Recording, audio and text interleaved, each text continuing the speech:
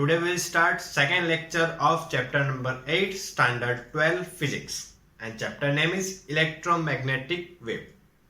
And today we discuss the characteristics of electromagnetic waves. Okay, so first we note down the topic. Characteristics of electromagnetic wave. Okay, in characteristics of electromagnetic wave there are total 9 points. इसकी 9 characteristics 9 properties है electromagnetic waves की. ठीक है, अब देखो question most time पे question हो और इस चैप्टर में से अगर कोई भी क्वेश्चन पूछना हो तो इसी में से क्वेश्चन आता है. और क्वेश्चन है वो suppose if the question is asked in 2 marks. ठीक है, और क्वेश्चन 2 मार्क्स में पूछे तो क्या करेंगे, तो देखो 9 पॉइंट्स में से कोई भी 4 पॉइंट्स लिख सकते हो. ठीक है, and if the question asked in 3 marks, और क्वेश्चन अगर 3 मार्क्स में पूछे तो टोटल 6 पॉइंट्स लिख सकते हो. ठीक है, कोई भी 9 पॉइंट्स में से उठा के जो तुम्हें इजी 6 पॉइंट्स लगते, हम टोटल 9 के 9 पॉइंट्स यहाँ पे रीड करेंगे, स्टडी करेंगे, उसमें से तुम कोई भी 6 पॉइंट्स याद रख सकते हो 3 मार्क्स के लिए. और न्यूमेरिकल में भी वही फॉर्मूला, जो फॉर्मूला यूज होंगे उसी में से न्यूमेरिकल होंगे. और एमसीक्यू में भी इसमें से क्वेश्चन पूछ सकता है. देखो 3 मार्क्स का चैप्टर है तो इसमें से 1 एमसीक्यू या 2 मार्क्स का क्वेश्चन या 3 मार्क्स का डायरेक्टली क्वेश्चन बन सकता है. ठीक है, तो हम इसमें अगर स्टार्ट करें तो देखो तो नाम क्या रहेगा, the characteristics of electromagnetic wave. Electromagnetic wave में अगर वर्ड देखें तो इलेक्ट्रोमैग्नेटिक, इलेक्ट्रोमैग्नेटिक क्या कर रहा है, 2 वर्ड से बन रहा है. द इलेक्ट्रिक एंड मैग्नेटिक किससे कॉम्बिनेशन है, combination is electric and magnetic. Means की इलेक्ट्रिक भी होगा और मैग्नेटिक, और दोनों चीजें अगर मिलकर अगर कोई वेव जनरेट करे तो उसको हम क्या कंसीडर करेंगे, इलेक्ट्रोमैग्नेटिक वेव. ठीक है, और उसके लिए अगर हम देखें तो इलेक्ट्रोमैग्नेटिक वेव क्या होती है, एक दूसरे के हमेशा परपेंडिकुलर होगी. परपेंडिकुलर किस तरह से होगी, जैसे कि मींस के अगर इलेक्ट्रिक वेव मूव कर रही है इस डायरेक्शन में से, जैसे अगर हम कंसीडर करें एक्स वाई और जेड, ये हो गया हमारा एक्स एक्सिस, ये वाई एक्सिस, और इस डायरेक्शन में कंसीडर कर लेते हैं जेड. ठीक है, तो इलेक्ट्रिक जो वेव होगी, सिर्फ इलेक्ट्रिक वेव होगी हमारी इस तरह से वाई डायरेक्शन में अप एंड डाउन हो रही होगी. ठीक है, वाई डायरेक्शन में क्या हो रही होगी, अप एंड डाउन हो रही होगी. और ट्रांसवर्स या प्रोपोगेट कौन सी डायरेक्शन में, प्रोपोगेट मींस क्या होता है, मूव करना. ठीक है, तो यहाँ पे एक वर्ड याद रखना, प्रोपोगेट मींस क्या हो जाएगा, मोशन.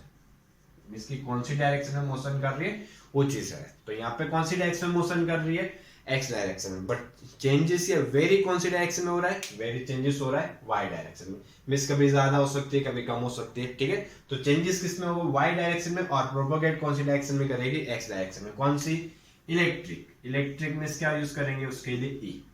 ठीक है, तो हो गई. और अगर दूसरी बात करें मैग्नेटिक के लिए, तो मैग्नेटिक क्या होगी, इसके परपेंडिकुलर. इसके परपेंडिकुलर मींस कैसे, ऐसे इनसाइड आउटसाइड.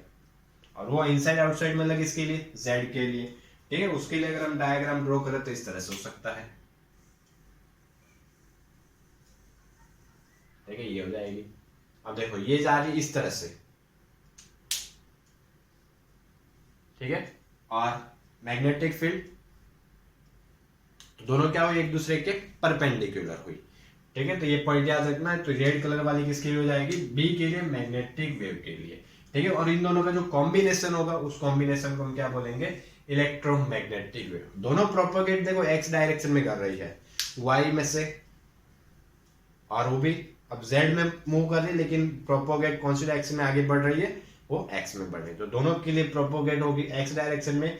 और ई के लिए अगर चेंजेस की बात करो तो किसके रिस्पेक्ट में चेंजेस हो रहा है, वाई के रिस्पेक्ट में. और मैग्नेटिक फील्ड में अगर चेंजेस की बात करो तो किसके रिस्पेक्ट में हो रहा है, जेड के रिस्पेक्ट में. ठीक है, तो ये पॉइंट्स याद रखने हैं. ठीक है, डायग्राम याद रखने की कोई जरूरत नहीं, डायग्राम बुक में कोई ड्रॉ नहीं किया, इसलिए तुम्हें भी ड्रॉ करने की जरूरत नहीं है. सिर्फ तुम डायरेक्टली पॉइंट याद रख सकते हो. ठीक है, चलो तो इसमें अगर हम स्टार्ट करें तो हमारा आएगा फर्स्ट पॉइंट से हम स्टार्ट करते हैं. और देखो याद रखना, ई कौन सी डायरेक्शन के लिए, वाई, और बी हो जाएगा हमारा जेड, और प्रोपोगेट कर रहे हैं एक्स डायरेक्शन में. ठीक है, तो इसी के अंदर हम देखें तो फर्स्ट पॉइंट हमारा आएगा the representation in the form of equation.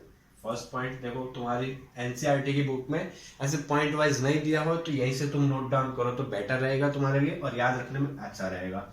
The representation in the form of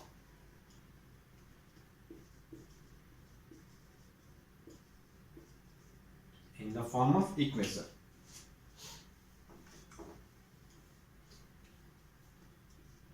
तो मीन्स क्या करना है, दोनों के लिए हमें इक्वेशन बनाना है, ठीक है। और अगर नॉर्मली हम देखें तो ये वेव किस तरह से होती है, इस तरह से वेव जनरेट होती है हमारी, ठीक है। और इस तरह से वेव के लिए हमने ऑलरेडी चैप्टर 6 में हम बात कर रहे हैं इलेक्ट्रिक जनरेटर में, यहाँ पे हमने एक फॉर्मूला निकाला था। किसके लिए फॉर्मूला निकाला था हमने, वोल्टेज के लिए फॉर्मूला निकाला था, पोटेंशियल के लिए फॉर्मूला क्या था, V is equal to V not sine omega T. वहां पे साइन ओमेगा टी क्यों लिखते हैं, मींस इस टाइप से जो भी फॉर्म जनरेट होता है वो किसकी वजह से जनरेट होता है, साइन की वजह से। तो इसके लिए हमने और यहाँ पे एक साइन आई के लिए भी बनाया था, ठीक है। तो आई के लिए फॉर्मूला क्या आया था, I is equal to I not sine omega T plus pi by 2 या माइनस पाई बाय 2 जो भी रहेगा, ठीक है। वो चीज जनरेट की मींस इस टाइप का जो भी इक्वेशन होता है, अगर इस टाइप से कोई वेव जनरेट हो तो उसके लिए हम इक्वेशन इस फॉर्म में लिखते हैं। तो यहाँ पे अगर इलेक्ट्रिक की बात करें तो वो भी इस तरह से जनरेट हो रही थी, मैग्नेटिक फील्ड भी इस तरह से जनरेट हो रही थी, ठीक है। तो उसके लिए हम इसी फॉर्म में इक्वेशन लिखेंगे। तो इलेक्ट्रिक फील्ड के लिए अगर हम इक्वेशन लिखे तो इक्वेशन क्या होगा, E is equal to E not sine omega T minus K X, हो गया। अब देखो k क्या होता है, x क्या होता है, वो सब चीज हम डिटेल में थोड़ा डिस्कस करेंगे। पहले तो हम बात करें तो E कौन सी डायरेक्शन में अप एंड डाउन हो रही थी, y डायरेक्शन में, तो इसके लिए इसको क्या लिखेंगे, ई वाई। और प्रोपोगेट, और यहाँ पे y डायरेक्शन के लिए हम क्या यूज करेंगे, जे के, ठीक है। और कौन सी डायरेक्शन में प्रोपोगेट कर रही थी, x डायरेक्शन में, तो इसके लिए यहाँ पे x भी लिखा हुआ है, ठीक है। और इसी तरह अगर y के लिए लिखना, और सॉरी मैग्नेटिक फील्ड के लिए लिखना हो तो क्या आएगा, कौन सी डायरेक्शन में प्रोपोगेट कर रही थी, x डायरेक्शन में, और चेंजेस किस डायरेक्शन में होता है, y z डायरेक्शन में। तो इसके लिए फॉर्मूला क्या आ जाएगा, B Z is equal to B not sine omega T minus K X, और z डायरेक्शन के लिए क्या यूज करेंगे, k, ठीक है। और ये क्या हो गया, representation in the form of equation. तो ये हो गया हमारी इक्वेशन। अब इक्वेशन में देखो ई वाई में क्या हो जाएगा, y डायरेक्शन में जो मैग्नेटिक फील्ड चेंज हो रहा है, इलेक्ट्रिक फील्ड चेंज हो रहा है, और z डायरेक्शन में जो भी चेंज होगा, E not means maximum electric field, B not means maximum magnetic field. और नेक्स्ट अगर बात करें तो ओमेगा, तो यहाँ पे ओमेगा क्या होगा वो भी चीज लिख लेते हैं। ओमेगा होगी यहाँ पे एंगुलर फ्रीक्वेंसी, एंगुलर फ्रीक्वेंसी, ठीक है। और टी तो पता है ऑलरेडी टाइम, और के लिए लिख देते, के होता है यहाँ पे वेक्टर, के होगा यहाँ पे हमारा वेव वेक्टर, के को क्या बोलेंगे हम, वेव वेक्टर। और x तो पता है डिस्टेंस के लिए, डिस्प्लेसमेंट के लिए कौन सी डायरेक्शन में हो रहा है, x डायरेक्शन में, ठीक है। और अब यहाँ पे अगर हम देखें तो k के लिए अगर फॉर्मूला की बात करें तो k के लिए यहाँ पे फॉर्मूला होगा 2 पाई अपॉन लैम्बडा। लैम्बडा को क्या कंसीडर करते हैं हम, वेवलेंथ, ठीक है। तो ये चीज भी याद रखना। अब वेव आएगी तो साथ में वेवलेंथ तो आएगी, तो ये फॉर्मूला याद रखना है k के लिए। तो ये हो गया हमारा फर्स्ट पॉइंट, ठीक है।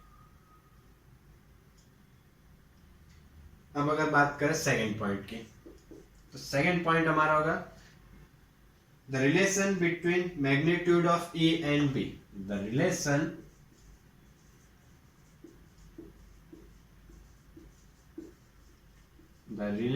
Between magnitude of E and B, ठीक है। E और B के बीच का जो मैग्नीट्यूड होगा उसके बीच में क्या करना है, रिलेशन। रिलेशन में क्या बताते हैं हम, इक्वेशन जनरेट करते हैं। तो यहाँ पे सिंपल सा एक इक्वेशन होगा, E upon B is equal to C, ये हो गया इसका रिलेशन, ठीक है। E means electric field, B means magnetic field के लिए, और C को क्या बोलते हैं हम, speed of light. C means क्या हो जाता है हमारा, स्पीड ऑफ लाइट, ठीक है। और इसके लिए स्पीड कितनी होती है, 3 × 10⁸ मीटर पर सेकेंड, ठीक है। C की वैल्यू क्या होगी यहाँ पे, 3 × 10⁸ मीटर पर सेकेंड, ठीक है। अब देखो स्पीड ऑफ लाइट के इक्वल क्यों बोला हुआ है, कि जो हमारा इलेक्ट्रोमैग्नेटिक वेव है उसी को हम क्या बोलते हैं, लाइट बोलते हैं। जो हमारा जो लाइट इनिशियली कहां से आता है, हमारा सन से आता है। तो सन से कौन से फॉर्म में आता है, वो इलेक्ट्रोमैग्नेटिक वेव के फॉर्म में ही आता है। इसके लिए इसको लिखा हुआ E/B = C। ये हो गया हमारा सेकंड पॉइंट, ठीक है। तो फटाफट एक इसका स्क्रीनशॉट ले लो ऐसा हो तो, फिर हम नेक्स्ट पॉइंट स्टार्ट करते हैं थर्ड, ठीक है। और पॉइंट वाइज लिखते जाएंगे तो तुम्हें याद रखने में थोड़ा और अच्छा रहेगा। चलो स्क्रीनशॉट ले लिया होगा। नेक्स्ट, ठीक है। और इजी इजी पॉइंट है, कुछ ज्यादा सोचने वाली बात नहीं। फर्स्ट आ गया इक्वेशन के लिए, सेकेंड आ गया relation between E and B, और थर्ड पॉइंट की बात करें, ठीक है, थर्ड पॉइंट की अगर हम बात करें तो थर्ड पॉइंट आएगा वेलोसिटी ऑफ इलेक्ट्रोमैग्नेटिक वेव, ठीक है। तो इसको शॉर्ट में हम EMV लिख लेते हैं, ठीक है। Velocity of electromagnetic wave in vacuum, vacuum बोल सकते हो या फिर स्पेस बोल सकते हो, मींस जहां पे कोई भी मीडियम ना हो उसके अंदर उसकी स्पीड क्या होगी, वेलोसिटी क्या होगी, वो चीज के लिए है। तो उसके लिए अगर हम फॉर्मूला देखें तो फॉर्मूला में अभी बताया था कि इलेक्ट्रोमैग्नेटिक वेव को हम क्या बोलते हैं, लाइट बोलते हैं। तो जो लाइट की स्पीड होगी वही किसके लिए होगी, इस इलेक्ट्रोमैग्नेटिक वेव के लिए। तो C प्रोपोर्शनल टू या फिर C इज इक्वल टू 1/√μ0 क्या हो जाएगा, μ0 ठीक है। और इसमें अगर हम देखें तो μ0 किसके अंदर यूज करते हैं, मैग्नेटिक फील्ड के अंदर कांस्टेंट की तरह यूज करते हैं। और ε0 का यूज हम क्या करते हैं, इलेक्ट्रिक के अंदर फर्स्ट सितंबर में यूज किया था, ठीक है। तो यहाँ पे अगर हम बात करें तो μ0 क्या होता है, परमिएबिलिटी ऑफ फॉर स्पेस, ठीक है। तो μ0 क्या होता है, परमिएबिलिटी फॉर स्पेस, और इसकी वैल्यू क्या होती है 4π × 10⁻⁷, ठीक है। और ε0 को हम क्या बोलते हैं, यहाँ पे बोलेंगे ε0 को permittivity of a free space और a space, permittivity of a space, और इसके लिए वैल्यू होती है 8.85 × 10⁻12, ठीक है। और दोनों की वैल्यू अगर सपोज यहाँ पे तुम पुट करो, और पुट करने के बाद अगर C की वैल्यू हम फाइंड करें तो C की वैल्यू हमारी आएगी 2.99 × 10⁸ मीटर पर सेकेंड, और 2.99 मीन्स क्या आ जाएगा, अप्रोक्सीमेटली 3 × 10⁸ मीटर पर सेकेंड। और इसकी वैल्यू इक्वल आ रही है स्पीड ऑफ लाइट के लिए, मतलब इसी को हम क्या कंसीडर करते हैं, इसके लिए इसको क्या बोलते हैं, स्पीड ऑफ लाइट, या फिर लाइट को ही क्या बोलेंगे हम, इलेक्ट्रोमैग्नेटिक वेव बोलते हैं। तो ये तो किसके लिए हो गया, स्पेस के लिए, वैक्यूम के लिए। और जहां पे अगर मान लो वैक्यूम ना, स्पेस ना, कोई मीडियम हो, तो मीडियम के लिए हम क्या करेंगे, तो वही चीज अब एप्सिलॉन और म्यू0 को चेंज करके वहां पे हम लिख लेंगे V is equal to 1/√μ × epsilon. Mu क्या हो जाएगा, is permeability for a given medium, and epsilon means the permittivity for a given medium, ठीक है। ये हो जाएगा पॉइंट नंबर 3। और नेक्स्ट अगर बात करें पॉइंट नंबर 4 की, ठीक है, तो नेक्स्ट हमारा हो जाएगा पॉइंट नंबर 4, ठीक है। Electromagnetic waves are transverse wave, electromagnetic waves are transverse wave. अब ट्रांसवर्स वेव का मतलब क्या होता है, ट्रांसवर्स वेव को हम बोलते हैं परपेंडिकुलर। ट्रांसवर्स का मीनिंग क्या होगा, परपेंडिकुलर। तो परपेंडिकुलर देखा होगा, तो हमें अभी पता है कि परपेंडिकुलर E कहां जा रहा था, Y डायरेक्शन में, और B कहां जा रहा था, Z डायरेक्शन में। तो दोनों हमेशा क्या रहेंगे, एक दूसरे के परपेंडिकुलर रहेंगे। इसके लिए इस टाइप के वेव को हम क्या बोलते हैं, ट्रांसवर्स वेव। और लॉन्गिट्यूडनल एक दूसरा वर्ड आएगा, लॉन्गिट्यूडनल वेव्स आगे स्टडी करेंगे हम। लॉन्गिट्यूडनल मींस कि दो वेव्स अगर पैरेलल मूव कर रही हो, दो वेव्स अगर ऐसे पैरेलल मूव कर रही हो तो उसको हम क्या कंसीडर करते हैं, लॉन्गिट्यूडनल वेव, ठीक है। ये हो गया पॉइंट नंबर 4। और नेक्स्ट अगर बात करें तो नेक्स्ट हो जाएगा हमारा पॉइंट नंबर 5। और पॉइंट नंबर 5 की अगर हम बात करें तो क्या हो जाएगा, इलेक्ट्रोमैग्नेटिक वेव पोजेस एनर्जी, ठीक है। नेक्स्ट हो जाएगा इलेक्ट्रोमैग्नेटिक वेव पोजेस एनर्जी। अब इस पॉइंट का मीनिंग क्या होता है, इस पॉइंट का मीनिंग होगा कि वेव क्या कर रही होगी, wave can carry energy, wave can carry energy from one place to another.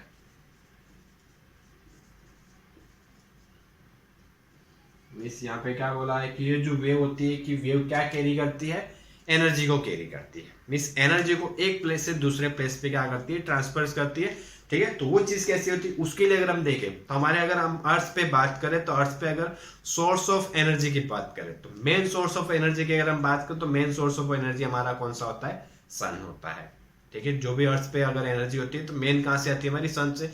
सन और अर्थ के बीच की अगर हम बात करें डिस्टेंस की, तो डिस्टेंस किसके अंदर है, किलोमीटर्स के अंदर, लाखों करोड़ों किलोमीटर्स के अंदर है, ठीक है, मींस की अर्थ और सन का कोई कांटेक्ट नहीं है, तो वहां से जो भी एनर्जी आती है किस फॉर्म में आती है, लाइट के, और लाइट को हम क्या बोलते हैं, इलेक्ट्रोमैग्नेटिक वेव बोलते हैं। तो वहां से एनर्जी कौन से फॉर्म में आ रही होती है, इलेक्ट्रोमैग्नेटिक वेव की फॉर्म में आ रही है। मतलब इलेक्ट्रोमैग्नेटिक वेव क्या करती है, एनर्जी को एक प्लेस से दूसरे प्लेस पे क्या करती है, ट्रांसफर करती है। तो इसके लिए इसको क्या बोलेंगे, electromagnetic wave possess energy and wave can carry energy from one place to another place, एक प्लेस से दूसरे प्लेस पे क्या करती है, एनर्जी को ट्रांसफर करती है। और इसके लिए एग्जांपल बोले तो सन टू अर्थ, ठीक है।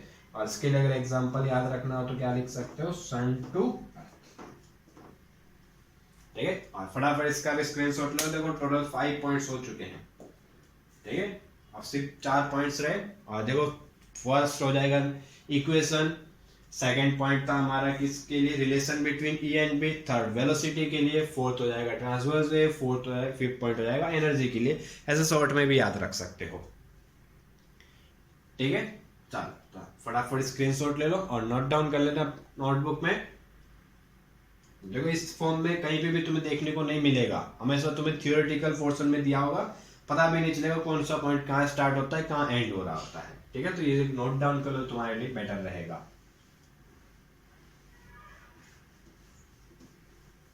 और एनसीईआरटी में तो बिल्कुल भी फॉर्म वाइज नहीं दिया है, इक्वेशन डायरेक्टली कंटिन्यूसली कहाँ स्टार्ट हो रहा है कहाँ खत्म हो रहा है वही नहीं पता चलेगा, ठीक है। चलो नेक्स्ट अगर हम बात करें point number 6,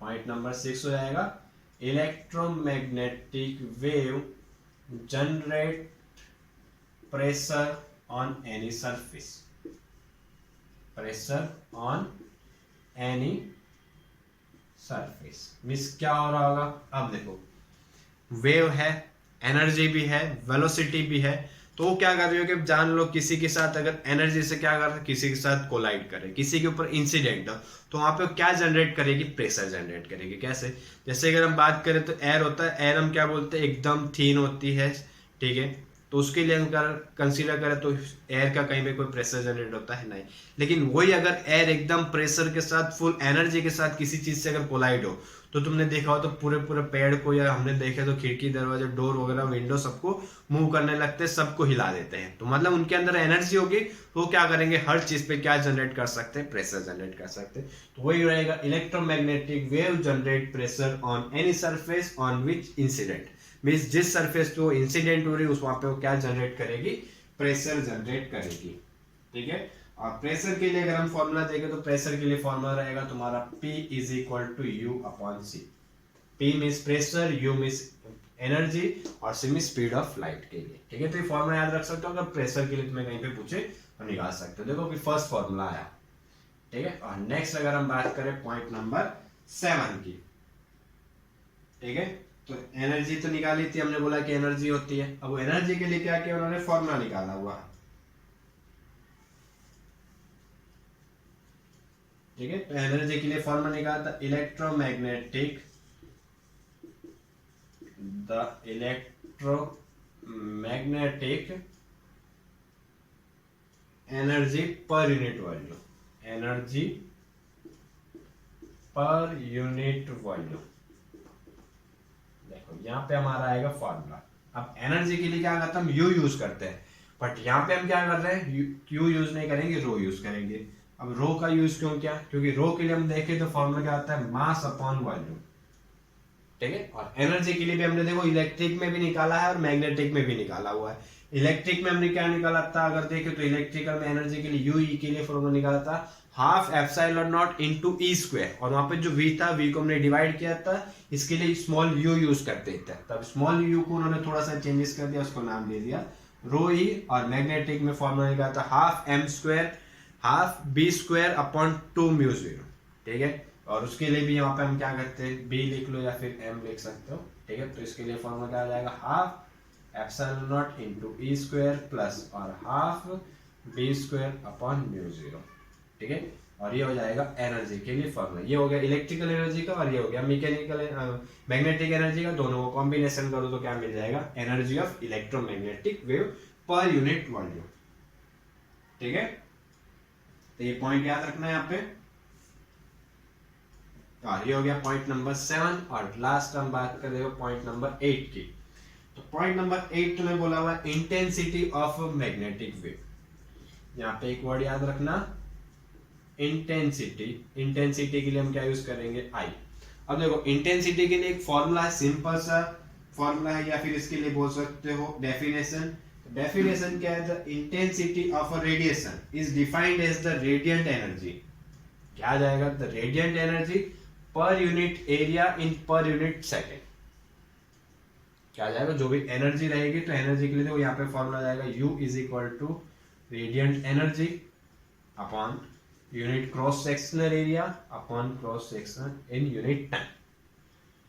the radiant energy in cross sectional in unit area and in unit time. Unit time means की टाइम की वैल्यू 1 होगी और एरिया की वैल्यू 1 होगी, और जो एनर्जी आ रही होगी उस एनर्जी को हम क्या कंसीडर करेंगे, उसके लिए फॉर्मूला क्या आ जाएगा, किसके लिए फॉर्मूला जाएगा, intensity of electromagnetic wave.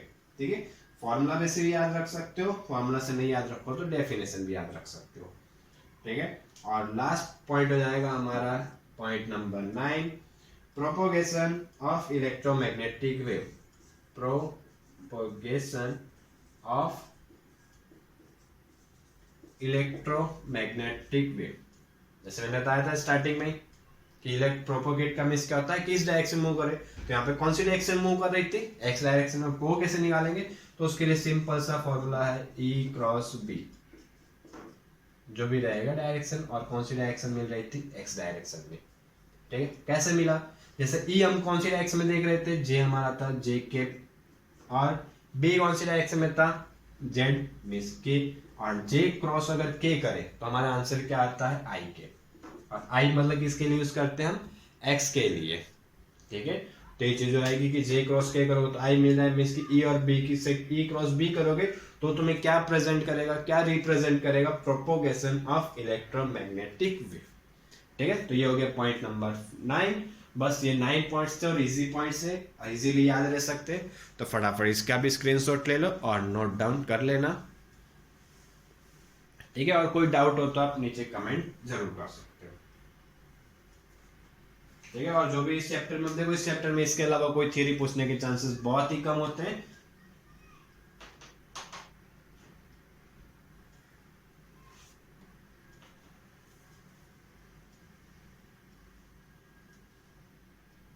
Okay, video देखने के लिए थैंक यू, और पसंद आया तो सब्सक्राइब जरूर करना।